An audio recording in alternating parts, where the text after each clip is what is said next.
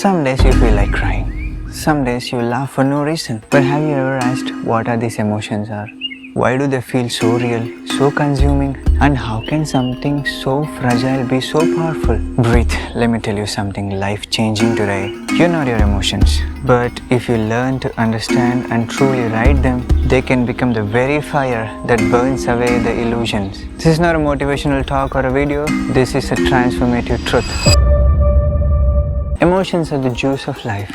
You can make it sweet or you can make it bitter. But either way, it's still a juice of life. First, let's see what are emotions really. Emotions are energy in motion. That's it. They are not good, not bad. They are simply raw life trying to express themselves through your body. You feel angry, it's life intense and fiery. You feel love, it's life warm and melting. You feel hurt, even that is just life, deep and vulnerable. Emotions are not the problem. The problem is you do not know how to handle your own chemistry. For any thought you generate, there is a chemistry within your system that's happening. If you're joyful, there is a certain kind of chemistry. If you're miserable, there is a certain kind of chemistry. So this body is the most sophisticated chemical factory on the planet. If you're a good manager of it, well, life is a bliss. If you're a bad manager of it, you will get freaked out for every simple thing that happens around you. You know, when things goes really wrong, it's emotions that hurts the most, right? Let's see why emotions are so hurtful. Emotions hurt because we identify them. You don't say I feel sad, you say I am sad, right? Boom, you just become an emotion. It's like calling a passing cloud home. Madness, isn't it? You must learn to create a space between you and your emotions. You must be able to distinguish between which is you and which is your emotion. Because once you create that gap, no emotion can overpower you. You will feel deeply, but you will never get lost. Pain is just life's way of remembering that you are alive. Suffering is the misunderstanding of that pain you have made. You might have heard about this. There is something called as emotional intelligence. You should not be confused between emotional intelligence and emotional entanglement. This modern world tells you to express yourself and follow your emotions. But look what's happening. People are slave of their mood swings. Every fight turns into a trauma. Every emotion becomes identity. Real intelligence is not suppressing emotions, it is witnessing them clearly. You don't throw water everywhere just because there is flood inside you. You learn to direct the river. If you can be intensely involved and absolutely untangled, that's a way of life. That's a way of yogi. Let's see how to use these emotions for growth. Here's the secret. Every emotion is a fuel. Love can melt your ego. Sadness can make you compassionate. Even rage can drive transformation if directed properly. In yogic science, we don't try to stop emotions, we ride them. Just like riding the wild horse, but with awareness.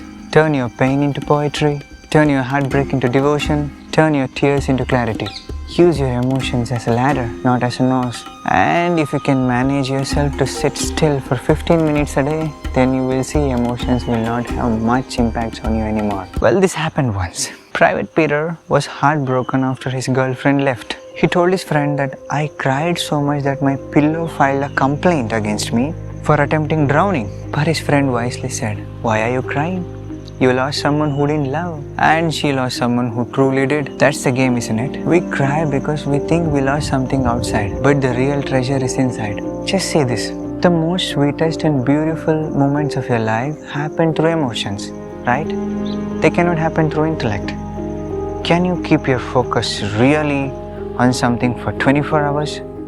No, just after a few moments your mind starts screaming million things. So emotions are the most powerful forces of human life. So based on this, looking at this, there is a whole system of spiritual process set up in India which is called as bhakti. Bhakti literally means devotion. So what does devotion means? Devotion doesn't mean you have to go to a temple, sing prayers, do puja or rituals every day. Devotion just means you're on all the time. Have you seen this? When you started a relationship with someone, in the beginning time, 24 hours, you don't know how it went, poof, it's gone. Because you were totally onto it, 24 hours. Emotion is that kind of thing where you can hold yourself totally onto something all the time. Devotion just means this. Devotion, you can choose anything to be devoted.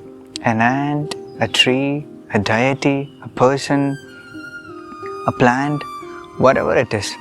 It is just that you hold that above yourself with an awareness, keeping your thought there. Why devotion? Because the very purpose of this life is liberation. People have not come to terms with it. They are chasing it the other way. Have you noticed this? Until you make your first million, that was the greatest thing. Once you go there, you need 10 million.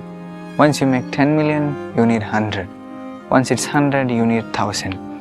This hunt never stops. It keeps going because there is something which is inside you that will never settle for anything.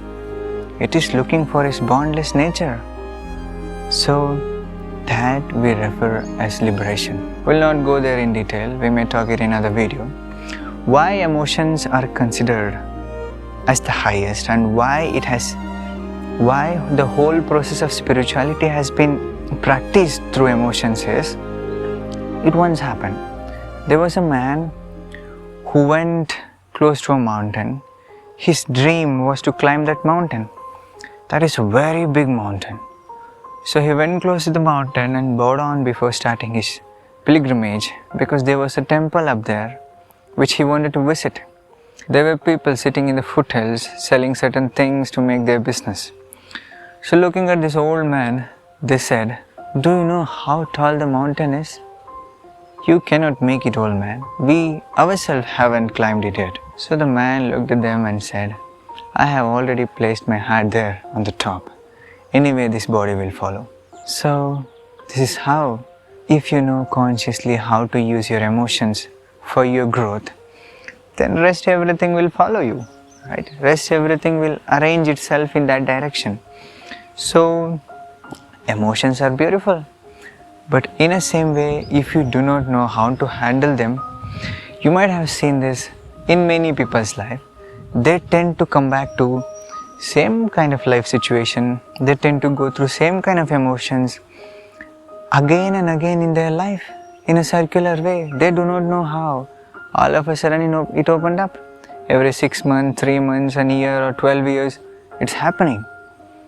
Will not go up to 12 years. There are people who suffer this every week. So there is a whole cycle to it. If you do not know how to handle them properly, they may drive you crazy. We will look about this in detail in the coming video. Till then, see you. Why do I keep attracting the same kind of people? Why do I fall in the same trap? Why do I end up feeling the same damn emotions every time again and again? Have you ever said this? Let me break you something. It's not life, it's you. Life is not repeating, but you are repeating. Until you become aware of it, you're not living life, you're looping in it. Today, let's break the cycle.